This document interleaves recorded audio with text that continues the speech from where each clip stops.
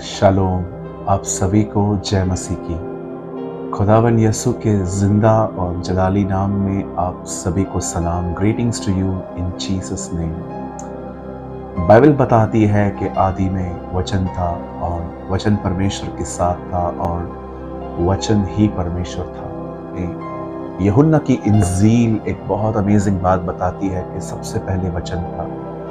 परमेश्वर वचन है। जब आप परमेश्वर के वचन को पढ़ते हैं, सुनते हैं, तो आप उसे अपने अंदर लेते हैं, क्योंकि परमेश्वर वचन है। मैं आप सबों को इनकरेज करना चाहता हूं कि इन दिनों में अपने समय को परमेश्वर के वचन को पढ़ने में बिताएं। यह आपकी जिंदगी को एक खूबसूरत शेप दे सकता है, यह आपकी सोच को नया बना सकता है, यह आपके स्वभाव को बदल सकता है। और एक चीज और, जिसे परमेश्वर का वचन नहीं बदल पाया, उसे इस दुनिया में कोई नहीं बदल सकता। ये बात आप हमेशा याद रखिए। मैं आज आपके साथ जो शेयर करने वाला हूँ, ये बहुत ही अमेजिंग वर्ड है। ये आपको उत्साहित करेगा, ये आपको कुछ चेतावनियां भी दे सकता है।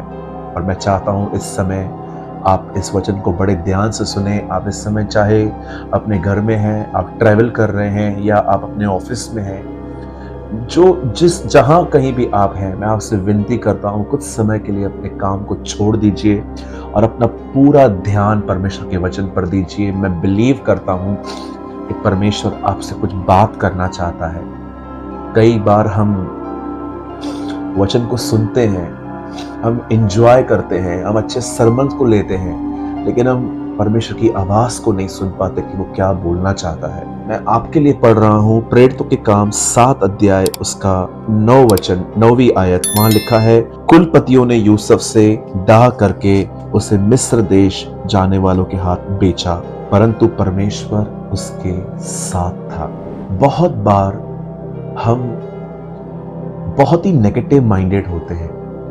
हम हर चीज में से ढूंढ लेते हैं कि क्या खराब है, क्या गलत है।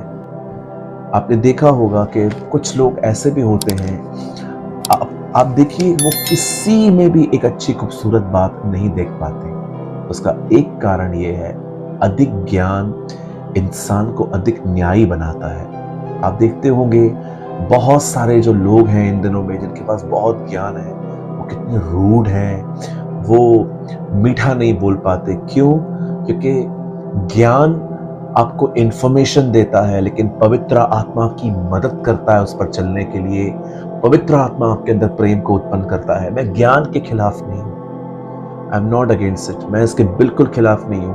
पहले ज्ञान ही आता है, उसके बाद ही तो सारी चीजें हमें पता चलती है। लेकिन प्रेरितों के काम में स्टीफन जो था, स्तिफनुस तो था, वो प्रचार कर रहा था और उसने अपने प्रचार में यूसुफ का जिक्र किया, और वो यूसुफ के जीवन की एक खूबसूरत बात उसे हमें बता रहा है कि कुछ लोगों ने उसके साथ जलन रखी, परंतु परमेश्वर उसके साथ था।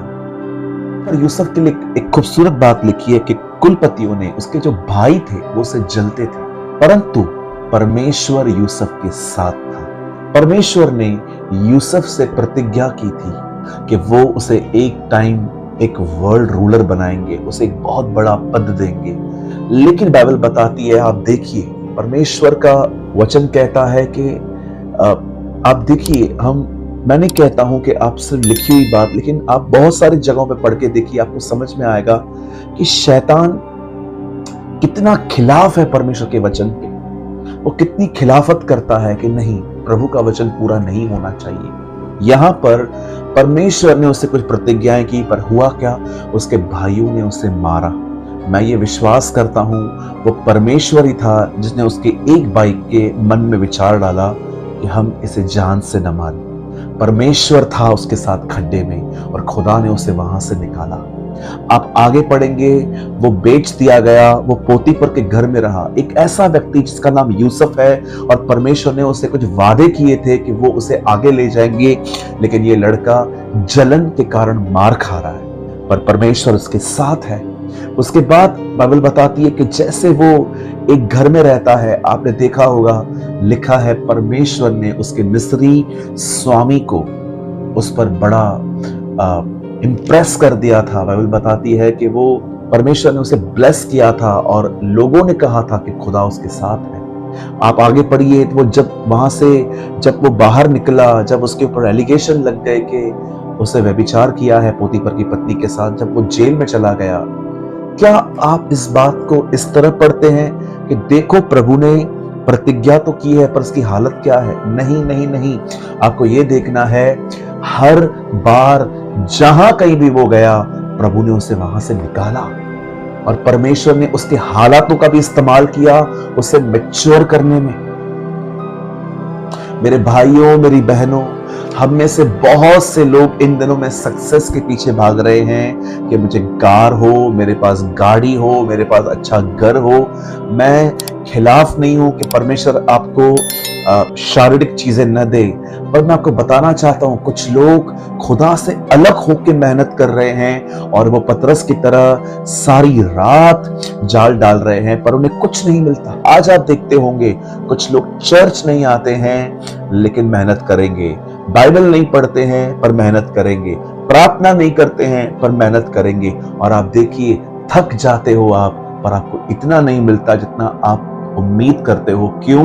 क्योंकि आप खुदा से अलग होके करते हो। यूसुफ परमेश्वर के साथ था, परमेश्वर भी यूसुफ के साथ था। ये बहुत इजी है सुनना कि परमेश्वर हमारे साथ है, पर क्या आप उसके साथ हैं? I know God is with you. Are you are with God? हाँ, मैं आप में से हर एक को कहना चाहता हूं, मेरे भाइयों, मेरी बहनों, आप जीत जाएंगे अगर आप अपनी जिंदगी में एक सिद्धांत बनाएं या आप एक बात सोच लें कि परमेश्वर के साथ रहना है मुझे। मैं नहीं कहता हूं कि आप सक्सेस पाने के लिए परमेश्वर के साथ रहिए कि ठीक है मैं यहां रहूंगा तो वो मुझे मिलेगा। नो, मैं आपको बताना चाहता हूं आपकी आशीष आपका परमेश्वर है। जब आप उसके साथ रहते हो दुनिया की हर चीज आपके कदमों में होती है।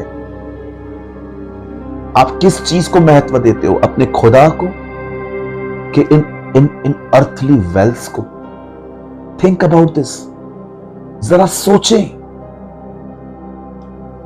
यूसुफ, बाइबल बताती है उसको परमेश्वर ने वादे किए थे ड्रीम्स और विजन्स के थ्रू। उसने अपने भाइयों को बताया, घर पे बताया कि मैंने ऐसा ड्रीम देखा है, मैंने ऐसा विजन देखा है। उसके लोग उसके दुश्मन बन गए, पर वो चुप रहा। लोगों ने उस पर एलिगेशंस लगाए कि इसने व्यभिचार किया है, वो वहां पर भी चुप रहा, वो जेल में भी चुप रहा, वो परमेश्वर के साथ बना रहा और एक दिन परमेश्वर ने उसे उठाया। पर आप दुआ करो, आप बाइबल को पढ़ो, उपवास करो, अन्य भाषाओं में बातें करो, उसे पुकारो, उसकी बड़ाई करो, उसकी आराधना करो, शांत रह के उसके उपकारों को याद कर करके धन्यवाद दो। अपना हर एफर्ट लगाओ उसके साथ रहने में, और आप उसके साथ रहकर कोई और दूसरा एफर्ट लगाओ दुनिया में, आप आशीषित होंगे। हम खुदा को साइड में बिठा के मेहनत कर रहे हैं, थक जाएंगे, हम आशीषित होंगे। बाइबल बताती है अपनी समझ का सहारा मत लेना, परंतु उसी को सिमरण करके सब काम करना, तब तेरे काम सफल होंगे और प्रभु तेरे लिए सीधा मार्ग निकालेगा। आप सभी को जय मसीह की।